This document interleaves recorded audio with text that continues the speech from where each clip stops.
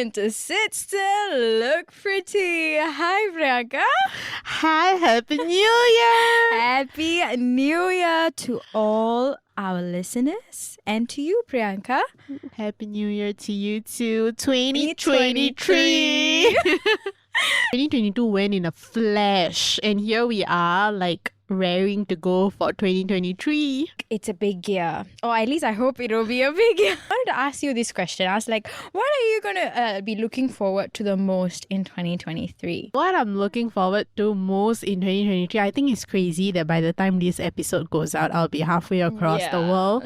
So, of course, 2023, the first half of the year is going to be a year of travel for me, right? I will no longer be in Singapore. She'll be far, far away. That's right. So I guess I look forward to not the traveling. Of course, we all love to travel, but that's another thing. But I would say that I look forward to how much I can grow out of my comfort zone, because I feel like the next 7 months of my life is going to be a huge ride. Yeah. And I'm very curious to know when I come back, what version of Priyanka will still look pretty be? Oh, I always that's a feel, good tease. I don't know whether you feel this, but don't you feel like every month when we sit down here and record an episode, it's like a new revelation, like a new version, there's always something more to us than the previous month that we record, right? So yeah, I guess I really look forward to that huge jump in my life, that new version, swimming out of my comfort zone. But yeah, it's an exciting year, and I think I want to wish our listeners also, here's to a very good run of 2023. That's right. And with that, let me introduce the topic of this episode, named The Defining Moment.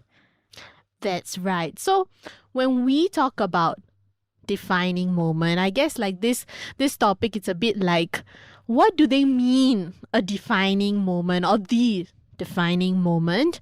But I guess we have conceptualized it to be something that a defining moment is basically when your world shakes up, but in a good way, whereby you're fueled, you're pumped to go and create something new, something better for yourself. And that's what we called the episode to be, the defining moment. So, speaking about the defining moment, I think, this is my personal opinion, that the defining moment sometimes can happen in our life, and for others, they might still be in a hunt for it. Because when the defining moment happens, definitely it will either be something whereby you will celebrate it for the rest of your life, or it will be a turning chapter in your life. But whatever it might be, it will definitely shape you into becoming a better person. Don't you think so? Yeah, it definitely will. And I just have to say, Priyanka, before we delve deeper into this, you've chosen quite the topic to open the new year, can I say? I think you guys are in for a very juicy episode. That's right. You see my voice trembling? But you're right. I do think however it may happen, whatever it may make you feel, it will change you for the better. Of course, we will always start with we'll always start by sharing our own personal defining moments in our life. And I'll go first. Because I'm already nervous. It's just you and me. Yeah, that's in right. the studio. There's nobody else. So this is really hard, to be honest, in a certain way. I guess it took me 6 years to come out and talk about it. For someone who always puts a lot of things out on her social media, this thing has never went out on my social media ever. And I think only really close-knitted circle know about this, about me. But my own personal defining moment came to when it wasn't something that I celebrate in my life today, if I would be very honest with it. But I would definitely say that it was a moment, it was a turning chapter in my life, whereby let's go back now to 16-year-old Priyanka, whereby I was an express student all my life. I was always, I won't say I was in top classes, but I always met the benchmark of doing well. I always sailed through pretty well, I would say. Then comes the year of GCE O levels, right? So it was a year of everybody around me was mugging. I tried mugging too. I did. Okay, in my defense, I really did study, but let's just say it wasn't a very good year in terms of health-wise also. So I wasn't really sailing well. There was multiple hospitalization that happened in that particular year.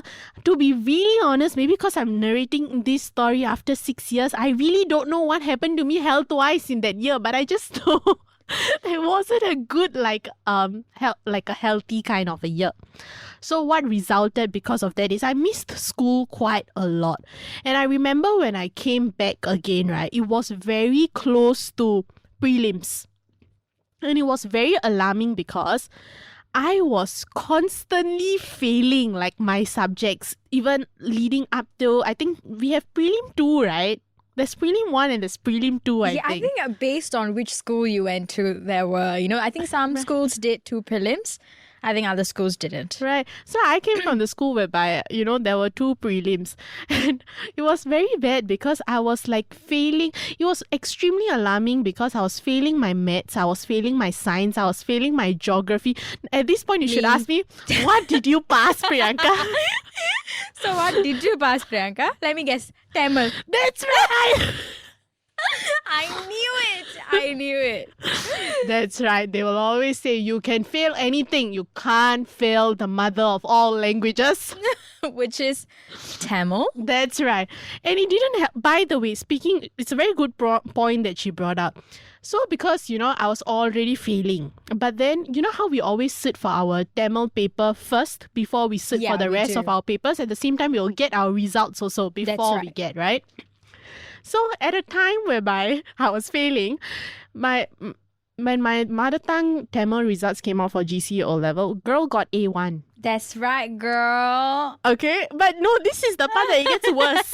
It's okay, we should celebrate the victories nonetheless. You see, that's what I thought. That's exactly my brain voice. So I was like, wow, A1. And like, that moment of like, okay lah, so actually I am smart at the end of the day, no matter what I do. So, I guess a little bit of the arrogance also got into me. Because let's be honest, like I was missing school a lot and to have still done well, but I did work very hard to ensure that I get it right once itself. Yeah. So after that, and when I was constantly failing my maths, my science, and my geography, my history, I don't know what else I was failing. Basically, I know what exactly I did well, and I passed my English, my literature, and my mother tongue. These 3 things all the languages, Priyanka prevailed. Now we know why I'm in media. Right, everything else in my report book was an underlined mark. So of course, and I grew up, I think Priya knows about this, that I grew up in a family whereby my mother does, she's a tiger mom. She is. Yeah. Right. When it comes to studies, it's like, ain't nobody mess with her kind of a thing. So I remember she used to like ask me like, how are you doing in school and everything, right? So you know what I did? I won't let my mom sign like the report book. I will bring it to my dad for my dad to sign my report book. Mm-hmm. So I kept her in the dark, if I be really honest about it. Kids don't ever do this. This really leads down the wrong pathway at the end of the day. But yeah, so as time went on closer and closer to O-levels, I was the girl who was missing her remedial classes on purpose. In your way, you can find me at next Starbucks. I'll be talking to my best friend. We'll be sitting down having a heart-to-heart conversation when we have like 12 to 13 days to O-levels. To be really honest, I don't know what was going on at that point of time. I think I was really living in the era of like, because I used to be like, I wasn't very smart. I wasn't a class topper, but sometimes I'll come in like top 15, top like 20 in class. That's already something for me. I was like, all right, I'm smart. Yeah. So I guess sometimes, but this is like maybe a message to like people who always, do significantly well. Sometimes complacency, it gets to us, right? So I remember even my teacher, she called me out and she was like, do you need any help? Like, you seem to be failing your subjects and like, you should like, And I was like, no. I'm fine, I can take care of this. And I think my mom at home, she also noticed how like I wasn't really putting in much effort into my studies. So I remember a few times she did like try to sit me down. And after that, she was like, you know what? If you think you know what you're doing right, just do it. Fast forward, of course, my complacency, everything led me down a terrible road. I can still remember the day of my GCE O-level results collection. My sister and my brother followed me to collect my results. So nobody else came. My mom was at home. My dad was working that day. And I remember when I walked forward to go and collect my results, my teacher gave me a very different look. I do not know how to explain the way she looked at me, but she looked at me in a way of you are in trouble kind, while I was approaching the queue to call. And I was like, wait, hold up, this is not, because I was smiling at her, she wasn't smiling back at me. Oh no. So that was a bad sign. But even then, I never stopped smiling because I was like, I should be good. I mean, how bad can this go? And then I walk up and she didn't say anything to me. She just gave me my slip of paper. Mm-hmm. And all I can remember, even up till now, is everything around me went silent when she gave me my slip of result paper. I couldn't believe my eyes because, how proud I was flexing a few minutes ago about how, I don't fail my languages. Mm-hmm. I can still remember my result slip. English language, D7. My maths was not F. Was it E? I think it was E8. Let's just give me some benefit of doubt. I don't think I failed that badly. My science was a F9. I cannot recall the rest of my grades, unfortunately. It has been 6 years has passed. But I just know that it was a lot of underlines. And I just froze. All I can remember is I froze. I didn't open my mouth and say anything at all. All I remember, my teacher who just kept talking. My sister was asking all the questions. My brother. For someone who's so emotional, right? My tears didn't even come out. I was just so shocked. I didn't know what to do.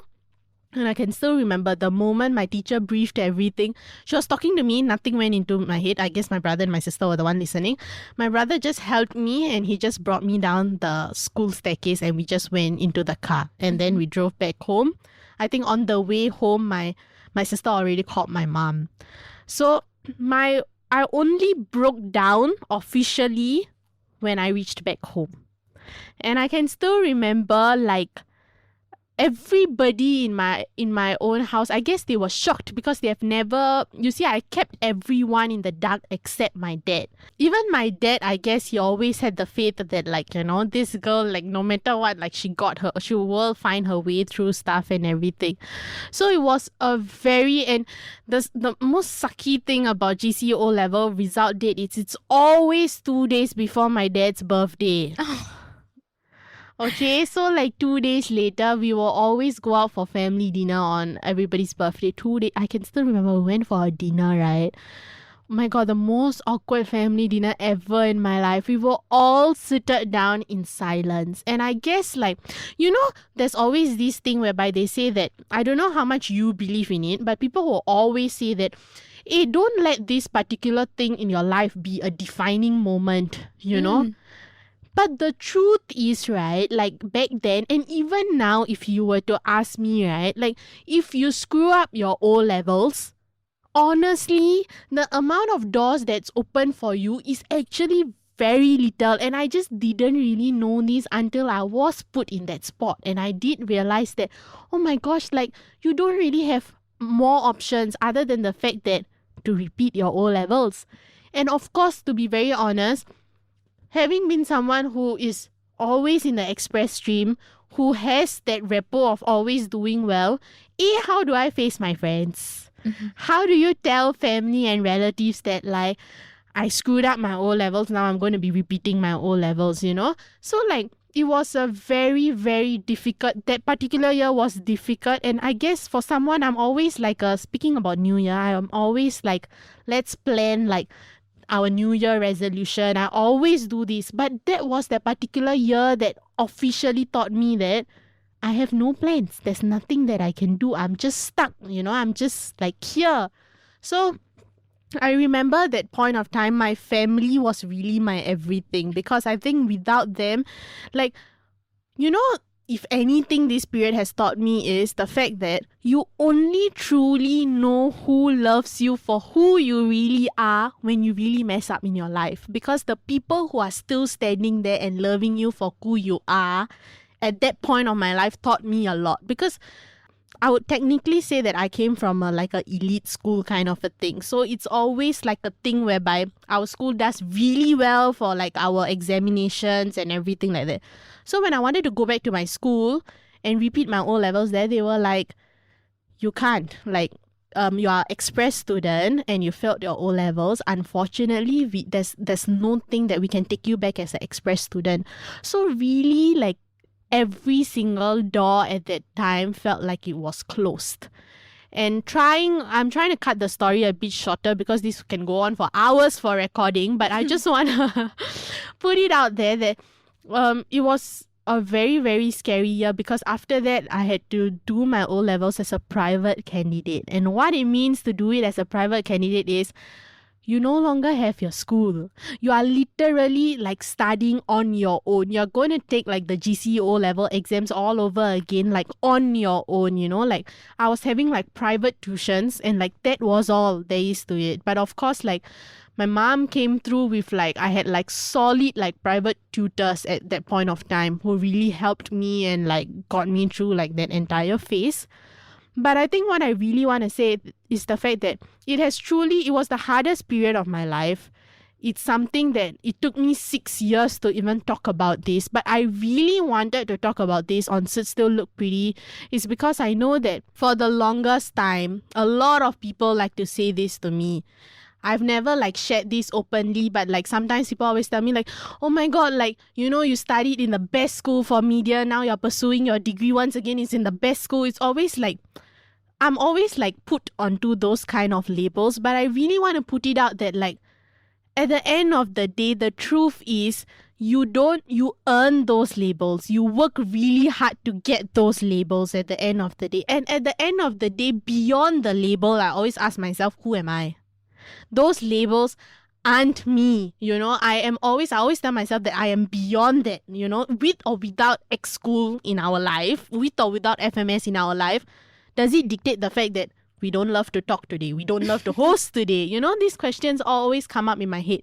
But I'm so glad, like, today I embraced that defining moment in my life in the sense of, like, I know that if that didn't happen in my life, till today, I would have always taken things for granted in my life. It will always be like, it won't be something that I worked hard to earn it. It will always be like, I got it because it's me, so I got it. I will have the truth is, I will have the diva attitude. Speaking so much about the divas that I hate in my life.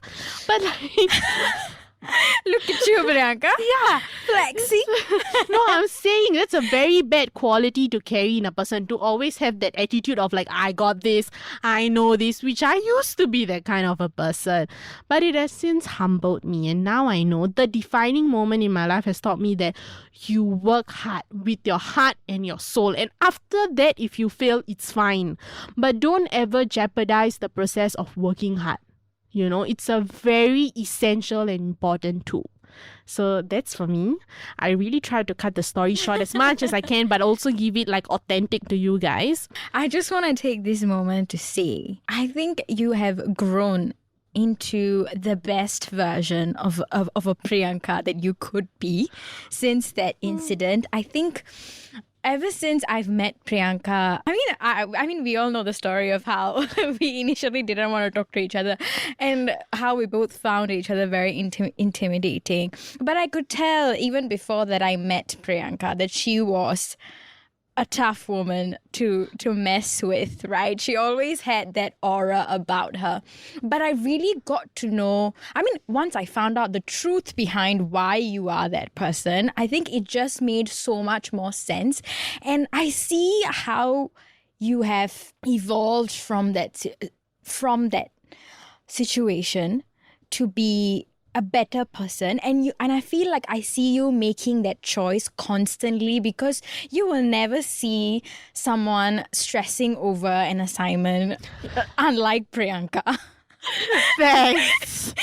every single assignment you give it to her, she's like, until I give my 100%, I can't move. I cannot function. I'm starting to get It's confused always- if she's like genuinely stalking something or she's just like roasting me at this point. No, I mean, maybe a little bit of both.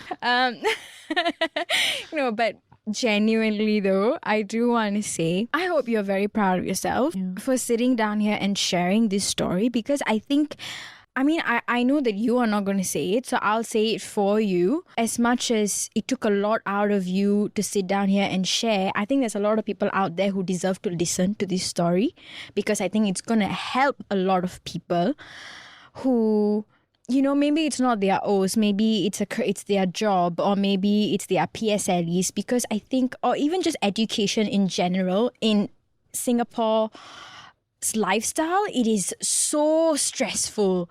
I think since the time that we were to how the education system is like now, I feel like the stress has only gone up. I think kids nowadays are really going through a lot out But there. you know something? I feel like, don't you feel like recently gap years and everything is becoming more of something that's talked about? Yeah. But back then, like It wasn't, 6 years yeah. ago, rewind, like now I feel like I was a trendsetter or something at that point.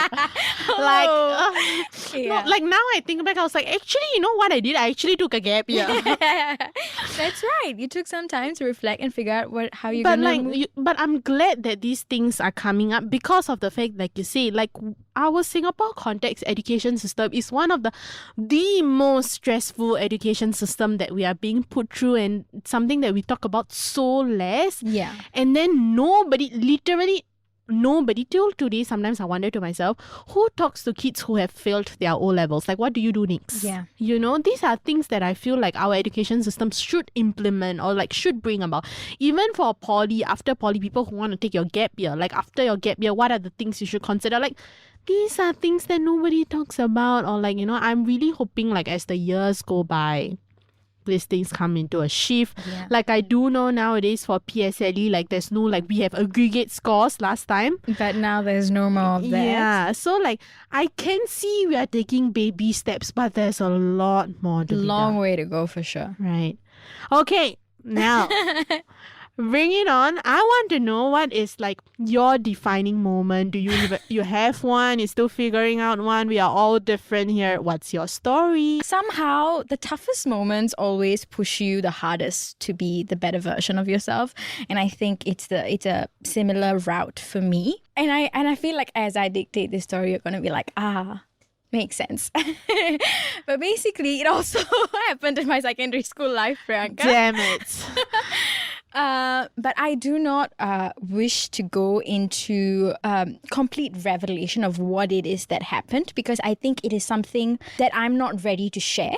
But I will let you know how it became a defining moment for me. But basically, I think I've always been a very cheerful, bubbly girl throughout my life. I think that has been my personality. And my parents have never cared too much about how I did in school. As long as I passed and I moved on to the next year, they were like, good enough. You know, like if we did better, great. Like you should always do better. But, you know, so like I've always like, you know, kind of, like you said, managed to get into express stream, got relatively good grades. And I was like a very, like a typical, or not typical, like a normal student. Maybe that's not the right word. Define normal. Yeah, that's not the right word. Haters on the comment section, it's like, define. what do you mean normal, Priya? No, I mean, I'm just going to say that there wasn't anything interesting about my life. Like there was no ups and downs for me. It was pretty stagnant, you know, just go to school, hang out with friends, study if I want to, just make sure I pass. Like that's how it went. And then in secondary school, if you guys remember, I mean, for those who have graduated, like you said, it's been 6 years. It's been a long time. It's where you will start to have character education classes. And I think maybe in primary school you have them, but maybe towards the later. I'm not really sure. I can't remember. During one of these character education classes, I happened to come to a self-realization about what had happened to me in my life that I had just chosen to like sort of forget and ignore. And then through the character education classes, I realized, oh God, that was a bad thing. And let's just say I did not handle that revelation well. Priya went through a bit of a meltdown, so I became a very problematic child, I have to say, which pains me to say because I take so much pride in being an unproblematic soul. But but yeah, it was tough, and I think I came into I had a revelation, and I processed it in a really horrible manner, but I also didn't let anybody know about what my self-revelation was. And I just hid it till the last year of my secondary school. And my friends and even my teachers were like, okay, something's wrong with this girl. she's not doing okay. My assistant form teacher was actually my character education teacher as well. She was the teacher who taught character education. Mm-hmm. So a friend of mine had gone and told her that, hey, there's something wrong with Priya. And, you know, she's been acting really off, you know, she's no longer her bubbly self, you know, there's no more energy to her. She kind of, you know, I stopped going to recess. I would just spend my recess in the library by myself. And when my friends would opt to hang out with me, I'll say no thank you. And I will just go and be by myself. And I wouldn't want to hang out with anybody. I'll just read my books. I won't talk to anyone. Like once school ends, I'll just go back home. I won't go for my CCAs. And of course, you know, failing. That happened as well. In Sec 4, I found myself sitting in a counselor's room for the first time. I have never once, you know, have gotten a detention slip. I've never had a disciplinary action taken on me. I've never, like, even, you know, caused trouble in class. I've been a very good student throughout. My assistant form teacher sat down and she was like, Priya, it seems like there's something going on with you and you are struggling. But if you're not going to open up, no one is going to be able to help you. And I remember that was like, you know, like a dam that broke. It was just like, I think I vomited to her for like a good 2 hours. And then from then on, I was introduced to the school counselor, and I spent most of my Sec 4 year being counselled by the school and outside. And I remember it was a very, very tough time. I think that is because usually I think any sort of problem, I guess, a teenager would face in that time, whether, you know, it's friends with your a problem with your friends or with your parents, like any arguments or all of this. I've never been somebody who's struggled to manage their problems, you know. I always knew what to do. I knew what my actions were going to be. I knew how to take care of myself. For somebody who's always done that throughout her life, like even in like primary school when, you know, if you get bullied by your peers or anything, or facing racism for the first time, you know, you go through all these moments in your life. But I've always managed to know how to take it on and like deal with it without ever seeking the help of an adult. I've always done things on my own. So to be visiting the counselor's office like every week, I spent a lot of my time in the counselor's room. I spent a lot of time, for the first time, being taught how to help myself. I think what was so scary about that point was because, I mean, let's just call it what it is, right? I think when you're going through some mental health issues, more than the world closing its doors on you, I think subconsciously I closed all the doors that were open to me, whether it be my friends, my family, even my teachers. Like, I just closed every door because I think there's a lot of shame that comes with talking about a problem that is not visible, that it's not physical, because you know nobody is going to look at it and be able to understand, it's not a wound that people are going to be able to see and say, oh, you're bleeding, let's get you a bandage. Like, it's something that's happening on the inside.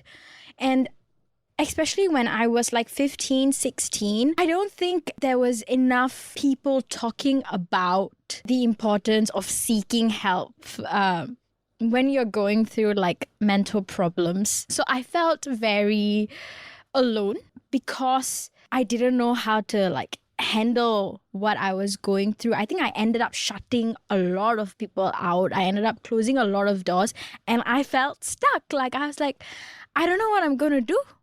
I don't know how I'm going to get out of this. I just know that I have a problem. And I just know that I figured it out, but I don't know how. Couldn't eat. I had lost a lot of weight within a lot of times.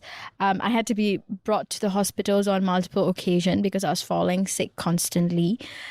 And I felt helpless, but I didn't know how to ask for help because nobody teaches you how to ask for help when it comes to like a mental health problem. You don't know who to approach. You don't know because, there's always the feeling of not wanting to be judged. There's always a feeling of wanting it to be private. If you are going to be sharing it with somebody, like, will they go and tell my parents? Right. Yeah. There's always that, and sometimes you're not ready for your parents to know. And I think till this day, I am very grateful that my friend approached my teacher, and eventually my teacher approached me, because I think I learned the importance of asking for help, one, and how important it is to not be ashamed of the problems that you're dealing with. I apologize if this seems a bit all over the place because I'm not able to dictate to you the situation exactly as it happened, because I do not want to do that. But I hope you understand what I'm trying to say when I say that there's a lot of shame about going, for example, like therapy or for counseling, right? And I think we have progressed to a better, a better thinking about that topic in this day and age. But at that time, it was still very new, and it was still kind of like taboo, like especially in an Asian community where a lot of people don't understand. Let's not even go to the Asian community. Let's talk about the Indian brown skin community. Where people don't understand, like, what is a mental health problem? And I remember, kind of like navigating all these routes. And it was like so scary to do that when you're 15 and 16 years old. But I had really, really caring teachers. I had a really caring counselor. And I had really, really good friends who kind of waited it out, like waited for me to heal. I didn't necessarily approach them for the healing process. I didn't want to talk to them about it. I didn't want to ask them for help, but they came to me anyways. And I think that's what friendship is, right? At the end of the day, you don't have to ask for it. I had good friends that ensured that help was given to me. And my heart really goes out to people who do not ask for help and nobody approaches them. When you're talking about this topic, like, I was thinking about, like, oh my gosh, like, same feelings. I feel like even when I was going through my own stuff that I was saying, like, there was a lot of, because of what happened, there was a lot of mental health issues that I was facing. Mm-hmm. But like what you say, right, it's such a taboo thing at that time. Yeah. Of course, now we are so privileged. Like, there's so much being done for mental health also. Yeah. Like, I really give it up to how much things have changed over the years in terms of mental health problems. Like, these days we are made so aware about the helpline and the people we can go to. But I really feel like what you say, I totally agree with you. There's a long way to go. A funny thought came into my mind because the first time that me and Priyanka met, you guys know what happened. But we had a pre-meeting before our first radio show that went live. And we just sat down to talk about each other. And for some reason, me, who's a very closed-off soul about certain things that has happened to me, and Priyanka, who's also a relatively closed-off soul about certain things that has happened to her, we sat down and we both talked about the exact same things that we have talked about today. Do you remember, Priyanka? You know what's funny is, after you finished talking, I was going to bring this up at the same time because like today I look back, right? Like when you were talking and sharing about the thing, I was thinking in my head, like, how bizarre is this? Because it's two things in both of our lives whereby we are like, we won't share this with anyone. Like what I said earlier, it's something that only my close-knitted circle knew. Same. And it's very, till today, it's bizarre to me because at that point of time that we were not even close, guys. I have to say this on the podcast. Like, after I shared with you what, you know, sometimes we share certain things and then we feel like, shit, like, why did I overshare? You know? But I didn't even have that thought, you know, at all when I shared it with you.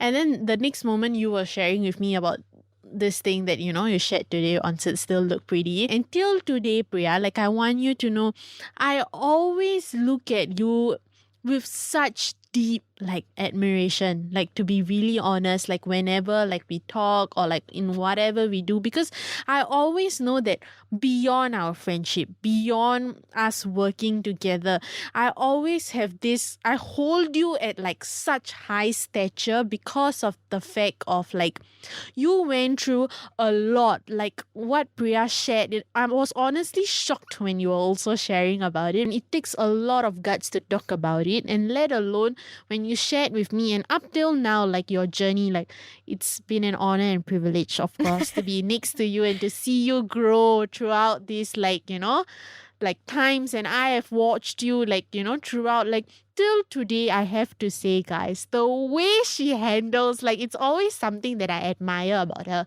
The way she handles things is always like, there's always a poiseness in it. There's always a calm and mature state of the way you know, the way you handle stuff. I always be like, damn, like it's so cool, like to handle it like that way.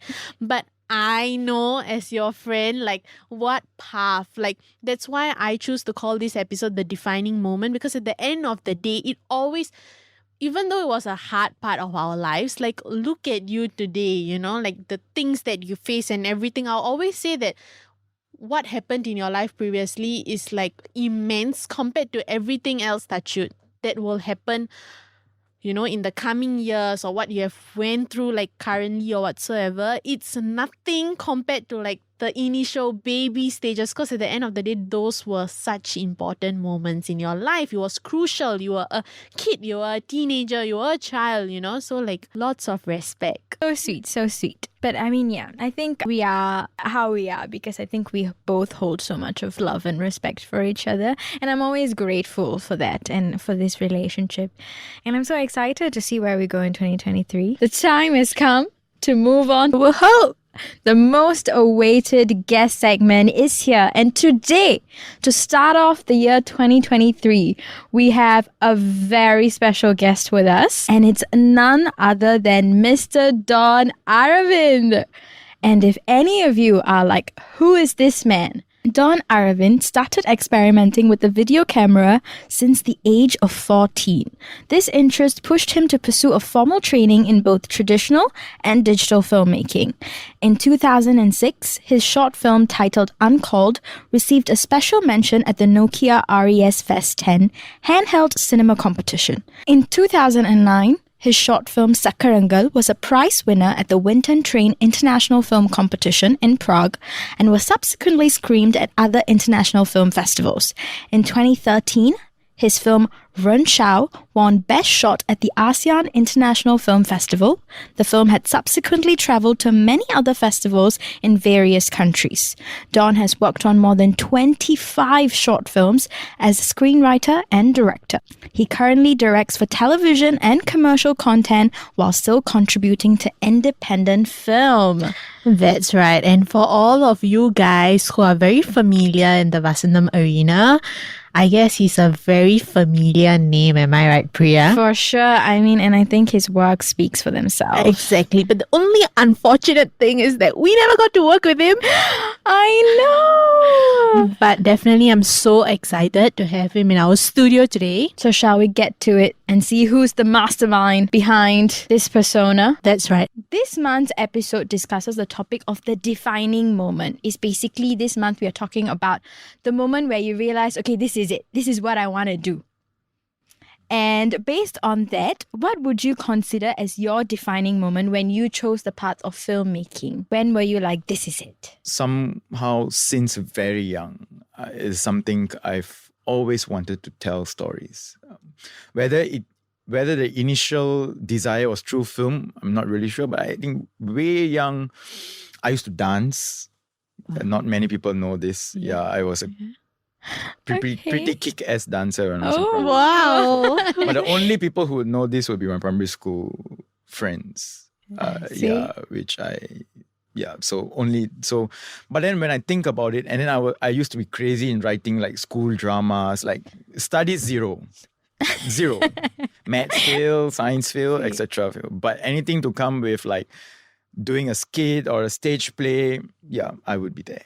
Like that one, no to say. So I think, but I realized like through dance and through writing the school plays and everything those are the kind of stories. I think the storytelling part kind of developed on its own then. Like even the dance that I did I was just trying to communicate something. Yeah. So that took a different form when I went into secondary school because I felt I was a pretty lost child.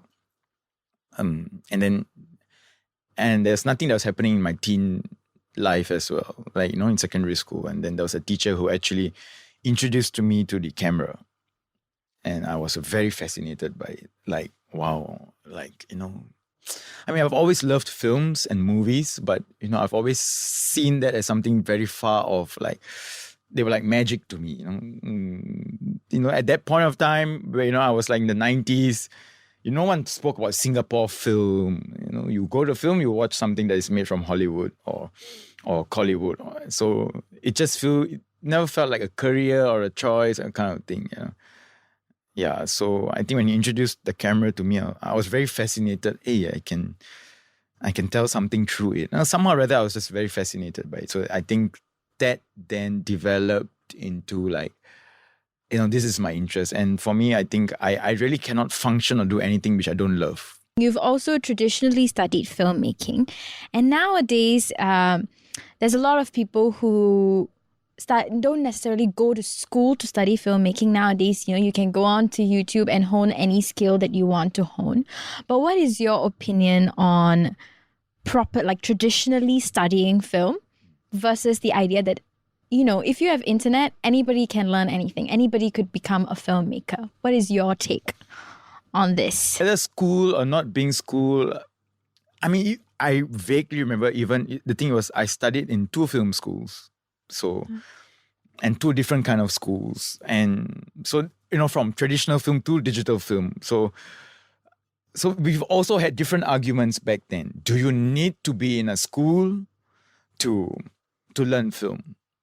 And at some point of time, when you meet like fellow filmmakers, there seemed to be this very hidden kind of like, if you meet someone, let's say someone a bit more established and you're a student, and they find out, hey, okay, you are a film student or a mass comm student or fine arts student, and they were not. They were like, I just didn't go to school. It's just like a musician who never studied music, but they can make better music than people who have studied music, right? So school or being needs school, I think it really depends on how much of, you see, the whole idea I went to school is because I could not see myself studying anything else. Yeah. Right. That's a lot So of that's us. the thing. Yeah. I true. came from a batch. I came from 2 film schools. Like the first film school, barely few of us are practicing film, or even in the industry. You can't blame the school for that, right? It only takes one level for the school. See, school is there for a reason, and from both the schools that I was really blessed to be taught by some really good people, and we are still friends today. And it's because both schools I went as a matured student. So when I was in poly, I went when I was like in my 20s. And then after that, when I went to uni, I was in my late 20s. So I've understood what the place school was. And I was working also when I was schooling. So, and then when you start working, if y'all are schooling now, you will miss school, because school is where there's friendships, you explore, you can make mistakes. You come out in the real world. I was just talking to a young filmmaker today. Just one mistake, that's it. It's merciless, it's ruthless. In school, you can fight with your teammates, your lecturers or whatever, you can fail, and there's room for failure. Here, you stomach all in, and it's pretty ruthless in a media industry or industry which is so small. Yeah. When you realize the harsh reality after stepping into the industry, after studying and then going into the industry and doing industry level projects, was there a moment where you were like, okay, this is too harsh, or this was not what I expected, the expectation versus reality? Was there a moment that comes to your mind? We all will come to realize that the world is unfair and life is unfair. And you got no one else to blame, actually. Take it with a pinch of salt, it will be. But I think if we remove that whole sense of entitlement, you will come across, and that's maturity. And that's, as sad it is, sometimes that's how the world functions. So do you want to fight that? And we are in a creative industry, we're in an industry where rejection is like a pill, and it's not a pill sometimes you just take once in a while. Sometimes you take it daily. And not many people can handle that. Yeah. And because you're creative, you're an artist, like you guys. Definitely there's an artistic side, you guys. If not, why would you be doing this now? Right? There's 1,001 things practically you can be doing.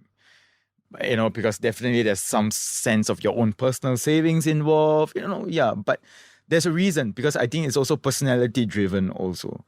But rejection becomes sometimes a very tough pill to swallow. So I've seen people who have not been able to handle it. I've even questioned myself whether I could handle it. The realities can be there, but it's tough. It's very tough.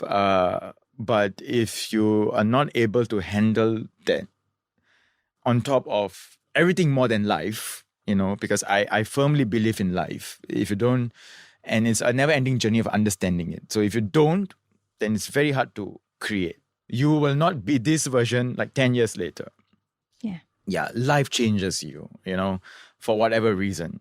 But how do you continue and thrive in an industry where a large part of your emotions, of yourself, keeps you going? You will meet all kinds of people along the way, but I believe there are quite a bit of people there who would guide you or support you, at least from a particular period of time. I mean, I've had the good fortune of having met such people. What did you think you turned to increase your self-esteem in moments of doubt where the realities were harsh, and what kept you, to not allow the reality to consume you to the point where you didn't want to do this anymore? There have been many burnouts all across. I do a lot of television work, and I think television has lost a huge sense of its identity. I won't self-censor myself over that. You try to bring a piece of yourself to whatever work that you want to do or create professionally as well. Of course, you are paid to do that, but sometimes not everything's aligned the same way. There have been a lot of disappointments, major disappointments, and usually how I deal with it. On the good times, I work on a personal project, but on a really, tough, because now even doing personal projects have been very tough. I'm sure maybe y'all would understand that, cost of living. Back then it was easier in that sense. And, when you're fresh out from school, friends are always, now you also can't, because a lot of my friends have also gone beyond to a level where I can't, can you, of course they will be there for me, but, everyone's professionally busy also. So creative fatigue also does happen. Professional fatigue does happen. And because as one person, you can't we are in a business, we are in work where you can't be a one-man show. Unless I'm like just creating a TikTok video by myself. So when you're doing a film, it's a collective effort. So burnouts do happen. I've started to exercise more. I started to cycle more. So it just helped. I think it just helped on mental health quite a bit. Right. Yeah, and I get to think and spend more time with nature. So you kind of, that was my coping mechanism. I always believe that you either do something really bad or something really good. But a lot of times I'm also stuck with mediocre work. Yeah, and I think the saddest thing is to be mediocre or to produce mediocre work. I'm guilty of it. I've done it. And I actually admire the people who do really bad work. And then I look up to people who've done really good work. And my own personal gauge, if someone can do it, like, how come you're not able to do? How come yours is mediocre? And I think mediocre hits me harder than anything. I can accept really bad work that I've done. Like, it's so bad. I laugh it out. But mediocre is because people could see your idea. People could see, like, where you compromised, and that's sad. Yeah, so I feel that's harder for me to process and come out of it. But at the end of the day, it's a business where a lot of people are involved, a lot of stakeholders are involved. So, and yeah. I'm going to tap onto this fact that you just ended with saying that at the end of the day is business. I think that's something that Priya and I also hear a lot, because in the sense that when we stepped into the industry, all we looked at how it was at least like put out to us, at least like as like fans, as like girls who sat down and watched TV, and that's how usually most of us grow up, right? So you only see the fact that, oh my gosh, there's so much of creative freedom. And then you enter the industry and then you realize that, wait, no, there's not just creative freedom over there. There's the business tape over there also, in the sense of like, now you have to look at like how your program is doing on rating. And then it's always about like the numbers. So like, for an example, if you're working on promotional material, it's like, I need this promotional material to hit about like maybe 10k views. So it's no longer, and then there's this creative idea you want to explore. But then there's the business side that you have to adhere to. During those moments, I feel it's as like content creators or as people who are working in the industry, that's where we struggle the most. But the question I want to put to you is, how do you find that defining like line between both? There have been projects that I've been very disappointed. It's like they can tell you that we're going to give you the world. I don't need the world. There have been projects where I surrender. At least now, the version of myself now, I'm not going to fight this fight right now. There will be another fight. There will be another show where you raise. Because if you're going to fight every show or every project like this, you're not going to last. This was told by my mentor. You're not going to last. You'll barely make it past 5 years. Because it's a marathon. If every show you're going to sprint, it's burnout. But easier said than done. Because, like there were shows where like, okay, there's 13 episodes, like 10 episodes. And like my earlier starting career was like, wow, every episode need to, like just feel it, milk it, and yeah. Because, I wasn't married then. I was just work, go, people, you were in that zone, right? And then you're not able to hit it. And there was once that told me, you know what? You just need to kill yourself over one episode. And that episode is going to be sent to like your festivals and they're not going to ask like 13 episodes. If you're going to kill yourself over 13 episodes, then you're just going to die. And I didn't even buy that. Because it's a principle, it's a belief. No, I can't. I still didn't. I still killed myself over that. But right now, sometimes things have changed, people have changed, the world have changed, I think I really strive for one thing, production value. And production value, sometimes you're just told by other people, it's budget. But it's not that. Huge difference. Production value is a mindset. You guys can be having the same talk just without that sign and just maybe without, But it's a mindset. Hey, how do we make this nicer? So that to me is production value. And it's been hard to push this to many people in the industry that I work with. And it's also been hard to even push this within myself because of course. But it's a mindset. As long as a mindset comes about, you will kill yourself over it. Whether it's healthy, I don't know. That's why we choose to do this. It's the passion. It's the only thing. So it's a mindset. So, and it comes to a point where you can't make other people understand that mindset. Yeah. So, and it's a never-ending challenge. I feel like because I fall under the line of creative, I can relate to what you're saying a lot, because there are so many times that even I have done this whereby I got frustrated and I took something from my wardrobe and I'd be like, wear this. Or like the money comes from like our own pocket and we're like, it's okay, you know what? This is coming from our pocket, but it doesn't matter, because when the content goes out at the end of the day, from the creative point of view, I feel like it's not about people clapping and saying that, wow, that show was awesome. But I feel as content creators, we need to do justice to ourselves. As creatives, we have to do justice to ourselves. So I get the... I mean, producers will hate us. Producers will be like, oh yeah, they're just creative. They're just like in their world of their own. But no, I always ask my producers or my assistant producers or whoever who's production managers or whatever, like, am I being reasonable? Like, that would be a perfect scenario. Am I being reasonable? Sometimes you just want to give up. Like, why? Sometimes you just like, I've even asked them, then why are we even doing this scene? Like, you feel so bad about yourself, about, audience. I feel a lot of us right now are compensating that. Oh, we don't have budget. Oh, we don't. So just do this. Just do and just go and hope that, people will be kind to us. Why must people be kind? And what everyone is consuming right now? And all the more, it's more challenging. You feel it, What are we consuming right now? Right? No one's watching our shows. Yeah. Very brutally said. Yeah, but want honestly, when they come here, no one is watching our shows, and then you come here, it's like, oh, then what? Prehistoric times. Yeah. Yeah. I love your sense of humor that you inject while you're ranting. I think the humor is just being brutally honest. That it's just It's like funny. a nice version, Yeah. So whoever have worked in such circumstances with me would know, like, they will laugh it out. Like, but I always will, am I reasonable? Like, really, really, like, guys, really, just don't be ridiculous.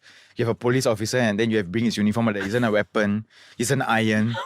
And what do you want me to shoot? Like, really, what?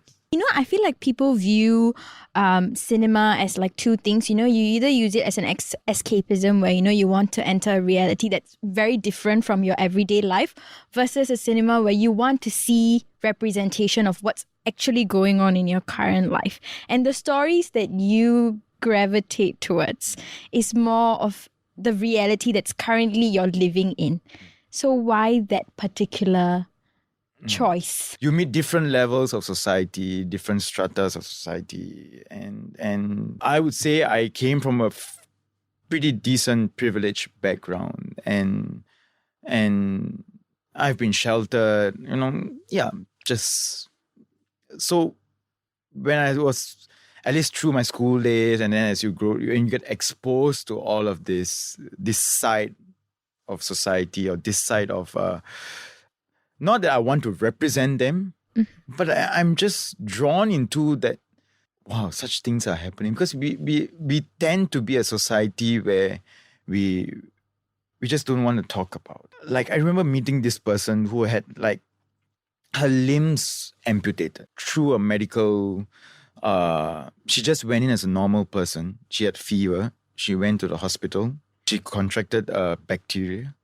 And this the side effects of the bacteria and all that just causes gangrene, and she had to amputate both her limbs, legs. Pretty young person. I was supposed to do a research on her for a TV show. It was like 1 hour. It was given time. I spent 5 hours with her, and I could not fathom that you could have gone, I could have gone, just for fever. I've had injuries and you contract a bug. And she said 7 months later, I came as totally yeah, I could not process this. And like 5 hours. The thing is, I didn't even get to do her show on TV. Right, the story just didn't saw the light of the day, etc., etc. But I was just, you mean there are things like that, there are people like that, and kind of thing. So this is the first step of process, like, that I'm inspired by. Like, it's not that I'm drawn to that side of the world, but yeah, there's the experience that I had with them changed my life. Like, I went down and I sat in my car it was a Sunday, it was supposed to be a family day, and I went to spend time with this person. And I told myself, this was during COVID, I remember, 2 years ago. What is it that you have? Whatever sorrow that you have in your life, whatever that is happening, it's nothing paramount to what this person has gone through, right? And I just want to have a form of their story. Sometimes it takes a very direct approach. Sometimes just to protect them or their identity or whatever, it takes a creative approach. Yeah, but it's the inspiration starts from there. But the process sometimes can be very draining, emotionally draining. And so people always think, hey, am I emotionally attached to the work? But no, it's a whole process, because some stories are not easy to tell. And you don't realize it after you have told. Even though I never done like that girl's example. I'm just using it as an example, as a film. But pretty much sure if I make the next step of creating it, it would be draining by that sense. Of course, the satisfaction is like, I've told this story and the world I want to show the world what this story is. Whether the world sees it or not is a question mark. But it's that I feel it should have a place. And to conclude, like, our recording, right? I feel like, at least from our eyes, we do feel that you're fighting a really good fight, in the sense of, it's one thing to create, it's another thing to get the recognition, to get the awards. I'm pretty sure, like, as a creator yourself, like as a creative person, these are things that continue to keep you moving. But for our listeners who are listening and they want to explore and come in, what is your piece of advice to them? No matter how tough it is, if your soul or your spirit is in the right place, nothing should stop you. And there are a lot of good people. There are a lot of good professionals. I mean, for those who are not. And I think sometimes we might be a bit too shy, or, even for myself, even when I meet young people, I might not be able to support you all in a lot of ways, but the very least I can do is offer my perspective or my advice or support in any way. And because I think some people tend to shy away from that. And we are in a medium where everything is accessible. And sometimes you need to be convinced of what you want to tell. See, everyone in this world has a story to tell. You can be nobody, you can be someone. You have. I think that's your unique thumbprint, right? Of course, it's like further debatable. Is this done before? All that is secondary. All those are secondary emotions. But I think the primary emotion or the drive is, I have this story to tell and I want to tell. That desire stems first. And it's a huge step, because sometimes, it's easy to like, I'm going to be judged. So it's easy. I mean, no matter how professional you become also, there will still be that layer. But I think that spirit has to be aligned. You want to do it, nothing should stop you. And there are people who will be there to support you, because it's not the result. You see, in the industry, we are so result-oriented. But the process and the journey only belongs to you. Emotionally, physically, spiritually, mentally, you own that journey. And it takes a while to understand that journey is the most beautiful thing. So you need to create that journey. You need to step out that I'm going to take the journey. People would follow you in the journey. They might argue with you. It might be a pleasant journey, it might be unpleasant. But journey, you need to create. Yeah. Results, don't worry about that first. Yeah. Thank you, Aravind, for joining us. Thank you. We had a really good time. I think there was a lot of insightful information that you've provided us with, and I think our listeners would have enjoyed it as well. We hope you had a good time as well. Yes, I'm glad. And we really look forward to all the content that is coming your way for 2023. Yeah, thanks. We wish you good all the ones, best. The good ones. Yes, the good one. The good ones, not the mediocre ones. Yeah. Thank you so much you, for having this pleasant chat with us. Thank you very much. Thank you. And now, unfortunately, we have reached the end of a wonderful episode, if I may say so. Oh my, I always hate this part. It's a bittersweet moment. For the quote of the month, for this month, we have it from Noor. And this is what it says. If you don't feel like yourself right now, it's probably because you're not that person anymore. Sometimes you fall apart, and when you go to put yourself back together again, you'll find that there are missing pieces. Parts of you have been lost along the way, but it's important that you don't go searching for them. You don't need to backtrack in order to feel whole again. This is your opportunity to grow, your chance to bloom into the person you've always wanted to be. You might have lost parts of you along the way, but you will never be incomplete. You are enough all on your own. Keep going. Wow. Very powerful statement. Very true.